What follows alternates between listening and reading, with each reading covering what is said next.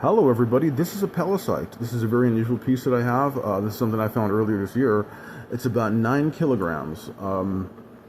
This piece has, if I can just do some close-ups, has molten blobs of material on it, as opposed to the normal polygrains. There's a big facet right there, but you know, normally if I can show, I have a little piece right here. I use it for reference, and it's a good thing I have it, but this piece right here, the size of a lemon, very pretty Pallasite. You see there's separations between the crystals, the diamonds, the macles, the oliveite, you know. There's some macles in there, some circles. It's riddled, but you can see there's areas where there's a separation between, and this doesn't have that.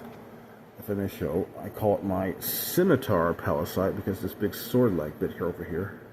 But look at this. This is all molten material. It doesn't have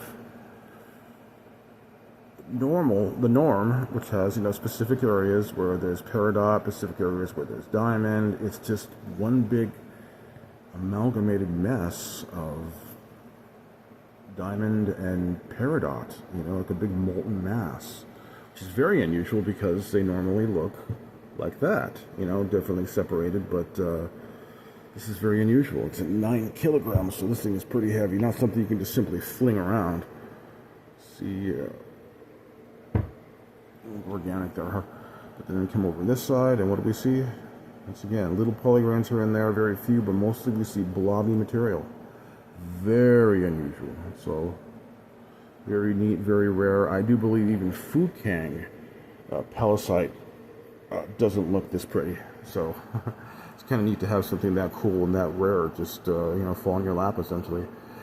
Anyway, I'd also like to say that if you are a meteorite hunter yourself and you have some questions about your own meteor, I'd be happy to give my advice if you would make a video, and I'll be happy to give you my advice, mostly in the Pallasites area, but some meteorite. Also, if you happen to be affiliated with a school, college, or institution and you would like to obtain one of these Pallasites for your collection, please drop me a comment. I'm a proxy hunter. I hunt for institutions, for schools, for causes, for people. There's a good chance that if your cause is good, that you might obtain a free Pallasite for your institution. You know, I only sometimes sell these to cover my expenses, but mostly I'm a proxy hunter. I sell, I find, I hunt for causes. Thank you very much for your time. Have a good day.